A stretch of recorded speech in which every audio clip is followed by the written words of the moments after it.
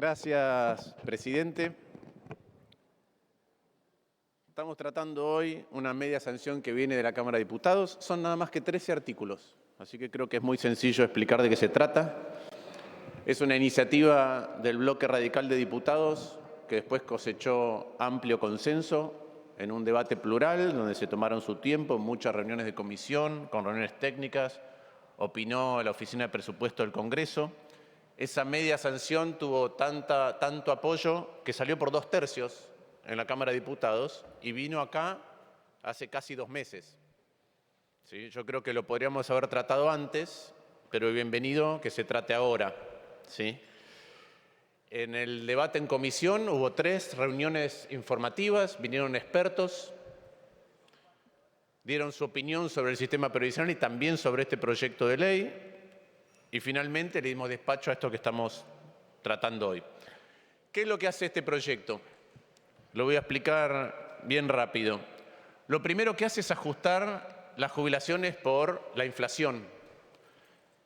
Porque cada vez que hay una fórmula distinta, se corre el riesgo de, si esa fórmula no es superior a la inflación, que los jubilados pierdan poder adquisitivo en distintos contextos. Y eso ha pasado. Hubo 5 cambios de fórmula, algunos por decreto y otros por ley, pero hubo 5 cambios de fórmula en 15 años. Y muchas veces esos cambios de fórmula se hicieron en contextos en donde el cambio de fórmula también era una excusa para cambiar el punto de partida de las jubilaciones. Y hacía que los jubilados ganaran menos. Entonces, lo primero que hace este proyecto es ajustar por el índice de precio al consumidor, es decir, ajustar mensualmente por la inflación última para que los jubilados no pierdan poder adquisitivo. ¿Por qué esto es importante? Porque desde el año 2017 las jubilaciones y pensiones perdieron 45% de poder adquisitivo. Repito, 45% de poder adquisitivo. Casi la mitad de lo que valía la jubilación o la pensión o de lo que podía comprar en el último trimestre del año 2017. Los bonos no alcanzan para compensar esa pérdida de poder adquisitivo. Aún con los bonos, los jubilados perdieron del año 2017 28%, un poco más que la cuarta parte.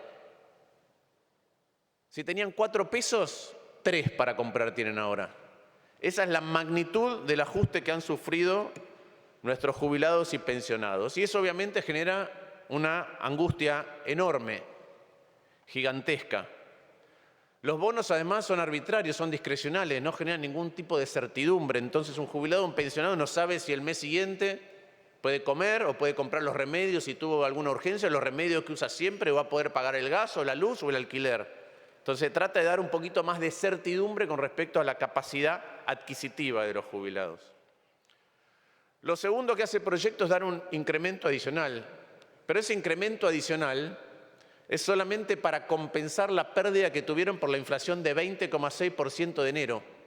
Recordemos que hubo una devaluación del 118%, eso llevó a un índice de inflación de enero del 20,6%, y como contaba antes, cada vez que se cambia la fórmula, muchos gobiernos aprovechan para bajar el punto de partida. Con el decreto acerca de las jubilaciones que usó el gobierno, que emitió el gobierno, lo que hizo es dar menos que ese 20,6, dio 12,5. Entonces los jubilados perdieron poder adquisitivo en enero. Lo que hace este proyecto es compensar por esa pérdida que tuvieron. Entonces el mes siguiente, en septiembre, van a cobrar por la inflación de los meses anteriores un 4% más la recomposición de lo que faltó cobrar en enero. Es mínimo. ¿Sí? Es compensar lo que... Recuerden que acabo de decir que vienen perdiendo 45% el año 2017. Estamos compensando la última pérdida grande que tuvieron, que fue la de enero. La última pérdida grande que tuvieron. Lo otro que hace es introducir un elemento, en mi opinión, de mucha equidad. Hemos tenido discusiones sobre si a las jubilaciones se las ajusta por RIPTE, es decir, por los salarios, o por el IPC, o por una mezcla. Para que no pierdan poder adquisitivo hay que ajustar por IPC, porque si no, vean lo que pasó en el último contexto económico. Acabo de decir que los jubilados perdieron casi la mitad de su poder adquisitivo. Entonces es justo actualizar por IPC, es lo más seguro, pero lo que hace este proyecto es que si a la economía argentina le va bien y los salarios le ganan a la inflación, La mitad de esa diferencia, la mitad de la diferencia entre lo que suban los salarios y lo que sube la inflación, también va para una mejora de los jubilados. Y yo creo que la importancia de eso la explicó muy bien el senador Salino en la comisión. Dijo, imaginen que esto va perfecto, que la Argentina crece con inflación cero. La Argentina se transforma en un boom, crecen los salarios, crece la actividad económica, la inflación es cero. ¿Qué le va a pasar a las jubilaciones en ese contexto? Van a crecer cero. Entonces, lo que estamos haciendo es que si hay una ganancia económica, si la economía se agranda, si hay una ganancia de productividad y si esa ganancia de productividad va a los salarios, que entonces también se reflejen las jubilaciones y pensiones. Y me parece que este es un elemento de estricta justicia. Además, cuando el gobierno suspendió la fórmula que tenía RIPTE, fue después de una caída del salario real del 40% acumulada desde el año 2017.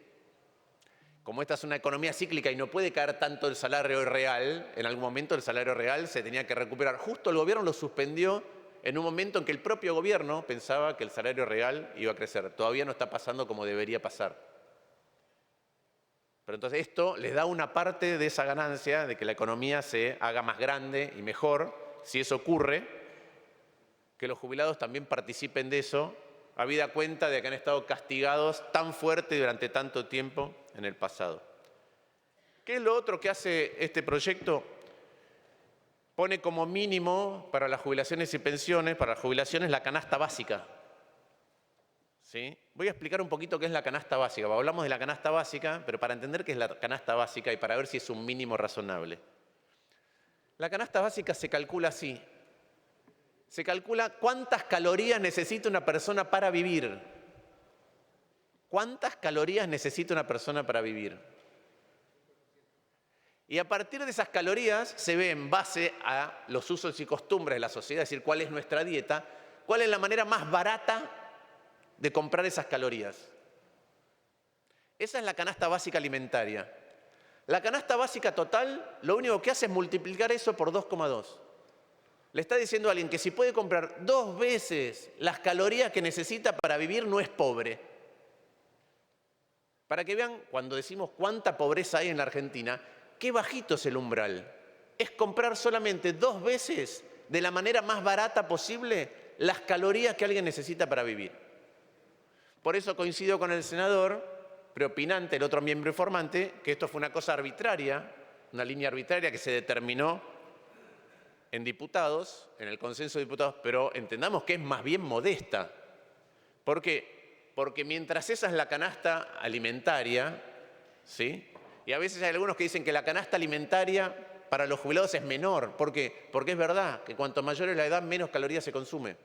Entonces la canasta alimentaria es menor.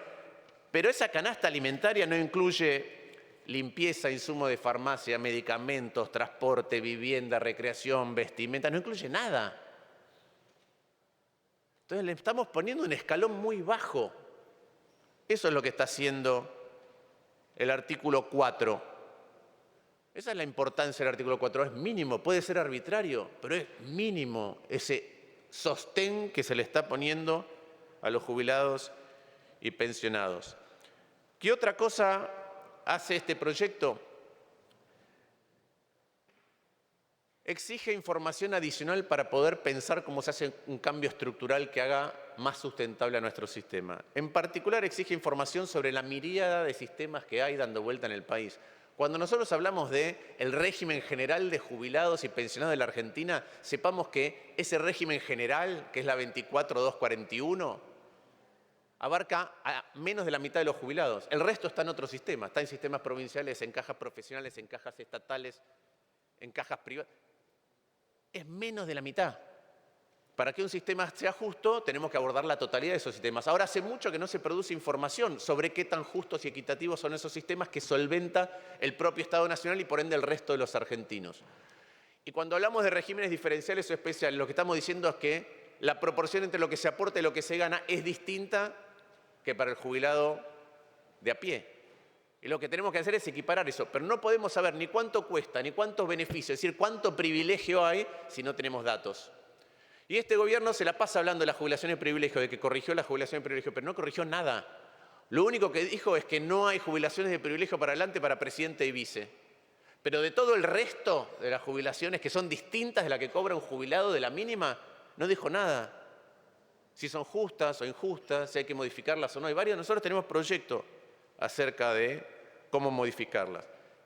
Está claro que acá estamos dando un paso mínimo, que es recomponer este poder adquisitivo de los jubilados y jubiladas, pero que tenemos que abordar también otras cosas estructuralmente como esta, y por eso esa parte del proyecto de ley me parece muy importante y ojalá se cumpla, porque en el pasado esas exigencias no se han cumplido. Cuando hubo la reparación histórica también hubo una exigencia de que una bicameral, ¿sí?, se abocara a producir esa información y no se hizo. Es muy importante que se produzca para la sustentabilidad fiscal y para tener un régimen más justo. También tenemos que pensar hacia adelante cómo hacer para que el régimen sea inclusivo. La 24241 exige dos requisitos: edad y años de aporte, que en la Argentina, con estos vaivenes, con esta informalidad, con este desempleo, no se producen, y tiene que haber una jubilación universal, y la hay, pero hay casos para contemplar que hay que abordarlos de otra manera. Ya hemos dado el debate acá. Creo que hay mejores soluciones a moratorias que son discrecionales y distintas una de la otra, porque eso también es fuente de injusticia. Es cierto, y coincido con el otro miembro informante, que la 24241, la privatización de las jubilaciones, fue uno de los problemas principales que desarticuló nuestro sistema previsional. Pero también le quiero recordar a ese senador que fue su partido el que hizo esto, y que una de las voces públicas para defender la privatización de los fondos de pensión está sentado a su derecha, y es de su propio partido. Entonces, enhorabuena, sí, que piensen distinto, pero ese descalabro ocurrió cuando el peronismo gobernaba. Y esa década liberal es entera de peronismo.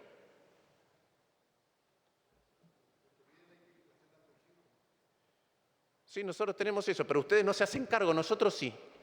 Nosotros hacemos cargo, ustedes no.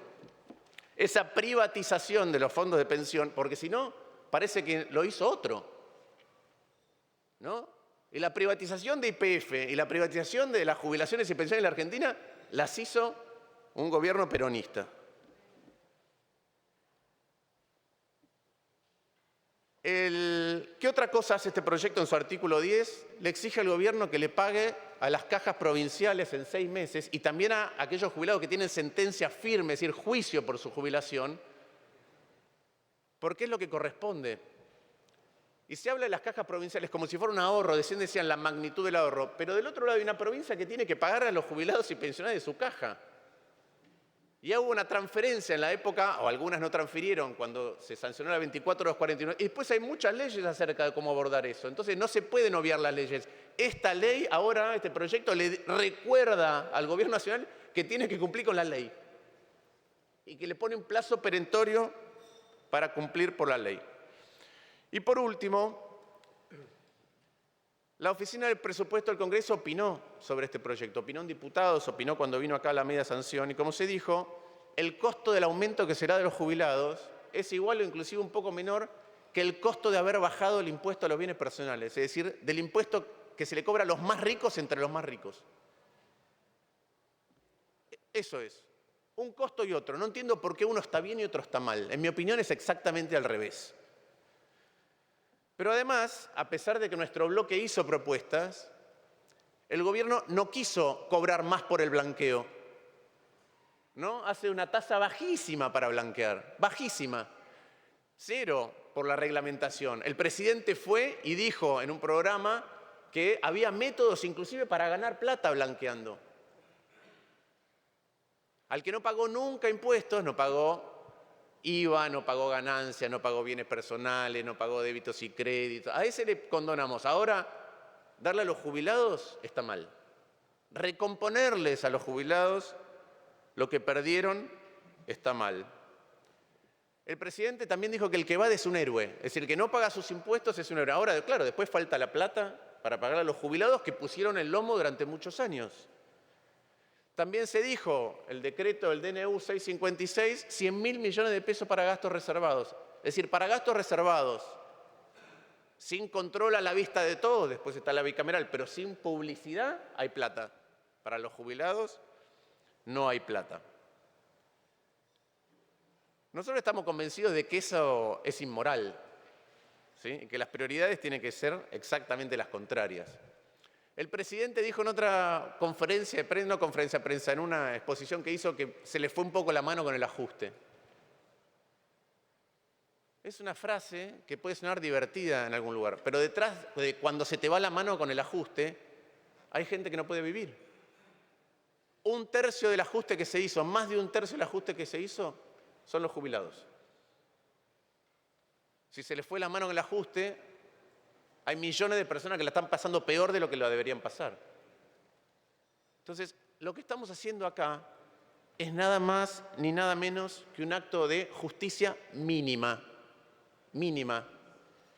Y por eso les pedimos a todos que acompañen, por favor, este proyecto, que tuvo el trámite que corresponde, el debate que corresponde, los cálculos que corresponden, y espero que tenga la responsabilidad de todos que corresponde para con los jubilados. Muchas gracias. Gracias, senador Lustó.